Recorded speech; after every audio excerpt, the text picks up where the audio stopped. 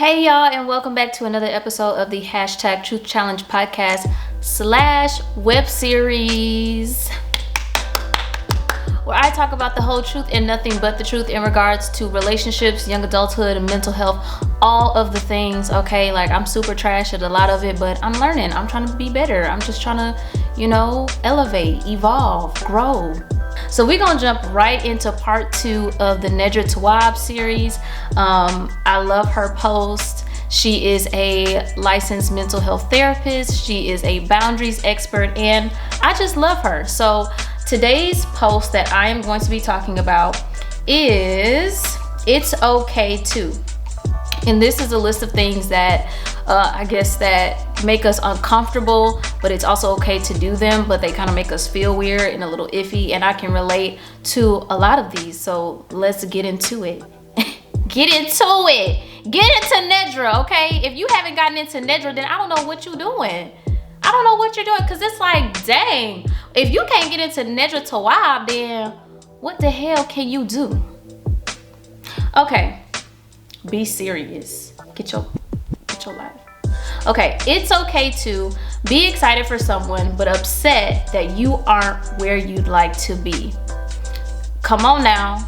Now, I talked a little bit about this in my social media podcast, where we jealousy shame people, but we've all had those moments, I feel like, where you wanted to be a certain place in life because you saw other people at a certain place in life, and you weren't like necessarily mad, but you was also wondering why you weren't there too, and so you just got that little smidge of jealousy a little bit. But it's okay, like you can still congratulate somebody on their wins in life and still be like, dang God, what you doing with me? Like, what's next for me? Like, where my blessings at? When my stuff gonna start rolling in? And I feel like sometimes we think that's a little bit of a contradiction, because we feel like we have to be one or the other. What's up with that, where we feel like we can only feel one feeling at a time? Where they do that at? Because I know my feelings be all up, down, everywhere, doing what they want to do. So yeah, like, be excited for someone, and then also still accept the fact that, you know what, I wish I had that also. Like, it's great that you're doing that. It's great that you have that life, and then be kind of salty, because we be salty. And if you say you don't be salty sometimes, you're a liar. You're a liar. You be salty. I be salty. Okay then. Number 2, it's okay to be sad when you initiate a breakup. Now, I have talked about this, and I literally just talked about this in the last podcast episode, because it was something similar to breakups and people not occupying space in your life and being sad about it.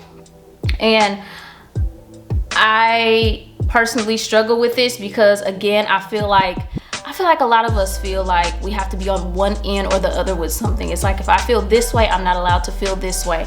And it kind of like contradicts itself. And so you feel like, if I leave a situation, or like it says, initiate a breakup, or I remove myself, or whatever it may be, I have to be okay with that decision. Like, I'm good, I'm Gucci, like, it don't matter. If you do you, who cares what you got going on? I'm moving on with my life. Okay, which is valid, because I think in that moment you start to have this epiphany about your value, or about what your standards are, what your boundaries are, what you will and will not tolerate in a relationship, but still be upset that that person is no longer with you, because you've had history with this person, you've had a bond, you've shared certain secrets, or had certain conversations, or done certain things, and it's totally okay to be sad, even though you had to let that thing go. And you're still gonna have to heal. When you initiate a breakup, you're still gonna have to recover from that. Just because you initiate it does not mean that it didn't hurt. It doesn't mean that you're not sorrowful. It doesn't mean that you're not gonna miss them. You can feel all those feelings at the same time, and that's hard, because it's easy to just feel one thing, because it's easier to just focus on one thing, but you can't, and that's the whole story. Okay, Number 3, it's okay to block, mute, or unfollow people that trigger you in any way. So this is also something that I talked about previously. Listen, I will unfollow with the quickness. I deleted my whole Facebook because I was tired of the inboxes. I was tired of people asking me how I was doing that I didn't want to be asking me how I was doing. It was just too many connections of people that I wanted nothing to do with. And that was a while ago, but I would say right now, for example, on Instagram, anybody that has ever had their body done, and I don't know if I mentioned this before on my social media podcast, but anybody that has had their body done, so if you had like lipo or a BBL or breast implants or anything like that, I don't follow you. And not that I have a problem with it, but I personally am working on making my space healthier. And to make my space healthier and to protect my eye gates, I need to see more representation of who I am. Like I already stated, I'm small, I am petite, dare I say skinty, okay? I'm just a small girl, and if I keep getting images of girls with a thin waist and a fat booty, I'm going to perpetuate this idea that I have to look that way. So I don't follow. Now, if it's somebody that like does comedy and say they just so happen to have their body done, I still follow them because they do something else that I actually like. But if it's like any other celebrities or like girls where they're basically known on social media because they have nice bodies, like they don't really do nothing. They're sometimes either a rapper's girlfriend or they're I don't even know. I don't know what they be doing, and I'm not saying that they don't have anything to do with that. They don't have their own businesses or that they're not boss babes or anything like that. But every time I see a picture, it's just you in nice clothes, designer clothes, showing off your body. Cool. Like, I just prefer not to see it because it's triggering for me. I need to see representation, just like we needed to see Obama in office to let our little black girls and boys know that they could do that one day. I need to see the petite girls on my timeline so I feel more comfortable in my skin, and that is okay. Don't at me. I don't know why I have an attitude right now. Okay, what we on? Number 4, it's okay to question if your ideas make sense. I feel like we all do this all the time. We're like, sis, is you even making any sense? Like, is you even thinking straight? Like, did you think this through? Did you seek wise counsel? Like, it's okay to question yourself. And just like how we jealousy shame, there are some people that confidence shame. So because they feel so confident in something, they try to make you feel bad for not being as confident. It'd be like, I feel like we all question ourselves or our decisions sometimes. So don't shame me because you got your life together. I'm glad you got your life together. I do not, okay? And I will say that boldly and not carrying anybody's face. I don't have my life together at me. But yeah, it's really annoying when people just swear up and down that they know what they're doing all the time, and that they know what decisions is best for them, and that they just know what they're supposed to be doing all the time. Okay, good for you. I am not in that number. Okay, so it's okay to question yourself, okay? Have a little self-chat. Self to me, myself, and I. Do you. Number 5. It's okay to change your mind, even if doing so impacts other people. This pretty much is like a life lesson, I feel like, because we grow up learning certain things and having certain ideals and perspectives and understandings about the world. And as we grow, I feel like a lot of us can attest to the fact that we've grown out of a certain way of thinking. We've grown out of certain opinions. We've grown out of certain mindsets. We've grown out of certain understandings. And sometimes as we evolve and change, people naturally just don't agree or fall off because they're used to us being a certain way, liking certain things, saying certain things, believing certain things. So as we change, it may be upsetting to other people. I personally have had this experience where somebody was just like, no, I don't get it. No, I don't like it. I don't understand why you're doing that. I don't understand like why you're saying that. I just don't understand. And that's okay. Do you? If you're comfortable with your decisions, if you are okay with how you are transforming and evolving, then that's you.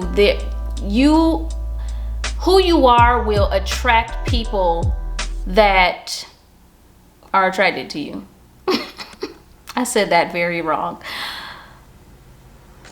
You attract who you are. So the people that don't agree will fall off at some point, but like-minded people will come your way. And that's just a cycle and circle of life. That's it. What is this? Number 6. It's okay to want people to like you. Once again, for all those people that be like, I don't care who like me, I don't team no friends, it don't matter who, like, come on. We all to some extent want to be accepted. To some extent we want to be heard. To some extent we want to be understood. Probably not by everyone, but we have that certain circle of people that are important to us that we want to have that connection with, and we want to be accepted by them. You want to be accepted by someone at some point in your life.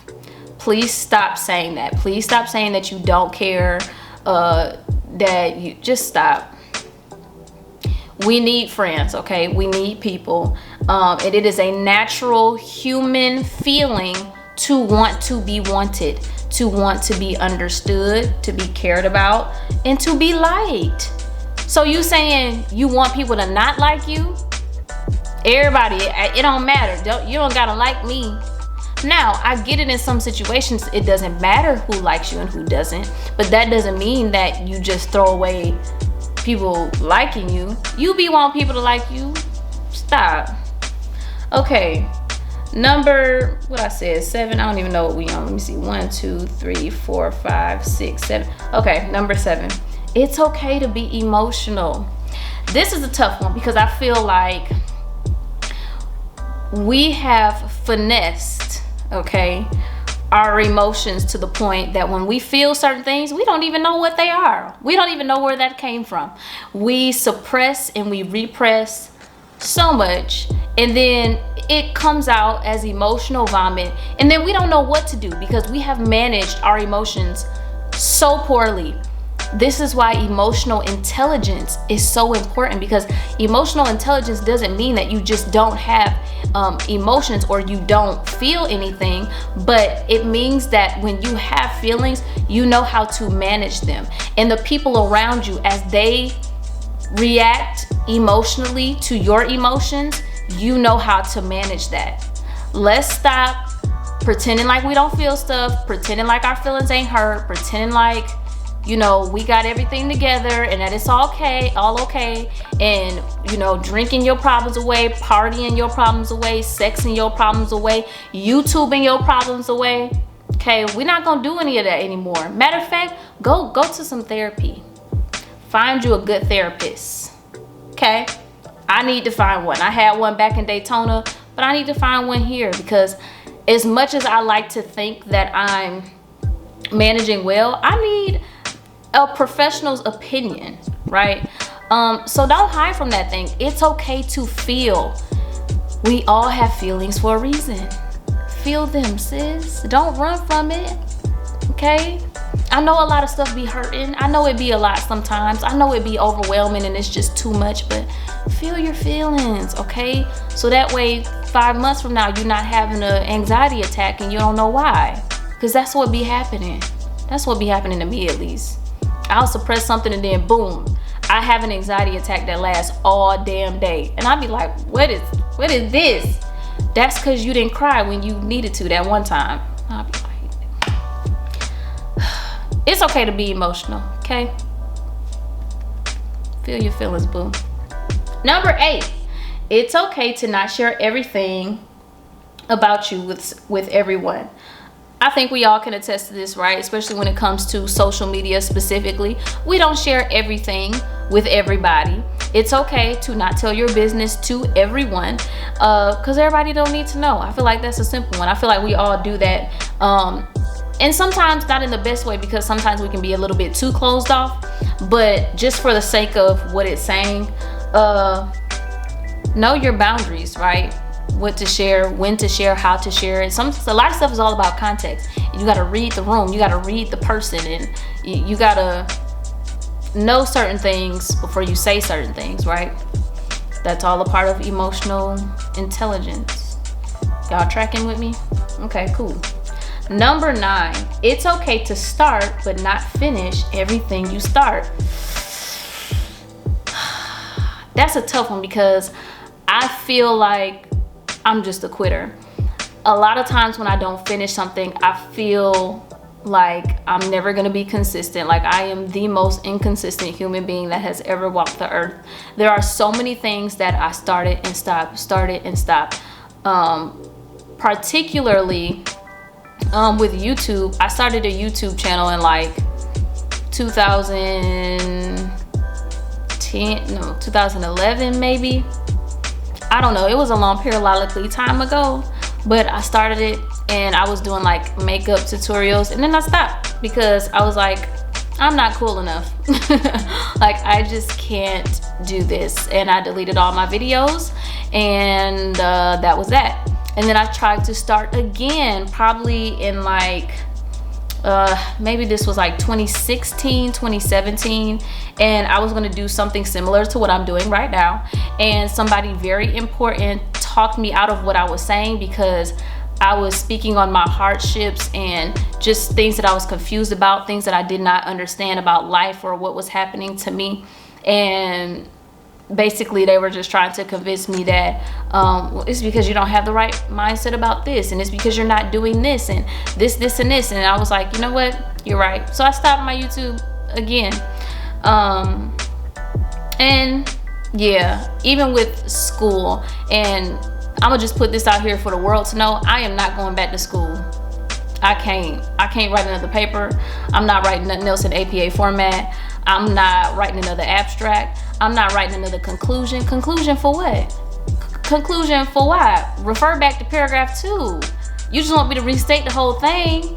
Abstract is a conclusion at the front of the paper. I'm not finna do it. No. I done got frustrated. I'm not finna do it. But I had applied for school with the last bit of energy that I had left in my body, and things did not go well. And I said, you know what? That's it. You don't worry. You ain't got to worry about me trying with that no more. Okay. But that was a valid reason, right? That was one of those things where it was like, okay, I was at peace with starting that process and then stopping, because I knew within my heart of hearts, I really didn't want to do it. But I encourage you to, again, be at peace with yourself when you feel like you can't follow through. Because for me, with YouTube or with my podcast, it's all been about the fact that I love what I'm doing. So I encourage you to first find that thing that you love, because when you find that thing that you love doing, it's much harder to quit. And I actually I saw a post and I agreed with it, that laziness or procrastination or being a quitter had less to do with the type of person you are and more to do with what you are actually doing. So it's easy to quit things that you feel like you don't want to do anything anyway, or you feel like you're not really passionate about, or you feel like, what is this? Like, it's easy to get in that mindset. But if you can find that fire for that thing, or if you have that fire for something else, it'll happen eventually. I'm 27, 3 years away from 30, and I feel like I'm just now finding the thing that I won't quit. Y'all pray my strength in the Lord though, okay? What are we on? Number 10. It's okay to feel uncomfortable while setting boundaries. This is super duper weird, and I kind of mentioned this in the last episode, where I feel uncomfortable stating what I need, what I want, or what I don't want in a relationship because I feel like I'm giving a task. I feel like I'm giving work.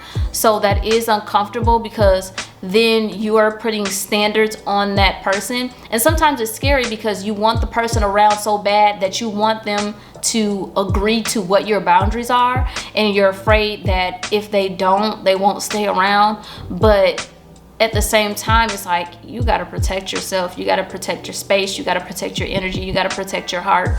And if a person isn't with your boundaries, then they can get out. I feel like culturally in the past, especially in the Black community, we are so not vocal about boundaries and things that make us uncomfortable. And Nedra has even more posts about boundaries with family members, which is even harder because it's like, as a child, you remember, it's like, okay, why are you making me hug this person I don't want to hug, or talk on the phone to this person that I don't want to talk to, or you're introducing me to someone that used to change my diapers and I have no clue who they are, but you want me to hug them. And like small things like making me finish all my food at the table, and I know that I'm full, but you're forcing me to finish my food, which is then unintentionally and unconsciously teaching me not to listen to my body because you want me to do A, B, C, and D. And so we may have stated our boundaries as children, or we may have felt uneasy but never comfortable enough to state what it is that was actually bothering us, or that we felt uncomfortable about. And that has taken us into adulthood because we feel just uncomfortable because we haven't been groomed and shaped to be comfortable with sharing our boundaries. You can still work through that and get to the desired outcome or conversation that you want to have about what your boundaries are. And that's that on that. Yeah, I love y'all. If y'all can't tell, I am enjoying myself with this series. And guess what? This is not 4 weeks, but 5 weeks. October has 5 weeks, and I am so excited about this series on Nedra Tawaab. If you don't know who she is, you need to follow her and get your life, okay? If you are a person that loves introspection, if you are all things mental health, if you follow other therapists on social media, you need to follow Nedra. And that's just that on that. So yeah, this has been part 2 of my favorite Nedra Tawaab post. It's okay to ... Thank y'all so much for watching. Thank you so much for following, for subscribing, for sharing. Please rate this podcast, share this podcast. Yeah, let's just support. I love it so much. You can watch this video. I always post clips, but you can watch the full video on my YouTube at Tamia Speaks. You can find me on Instagram at HTTruthChallenge, because you can't put actual hashtags, so HTTruthChallenge. And yeah, you can find me at #TruthChallenge on Apple Podcasts, Spotify, and Google Play. Okay, period. This is what we doing. We out here. Thank y'all again for watching. I love y'all. Peace.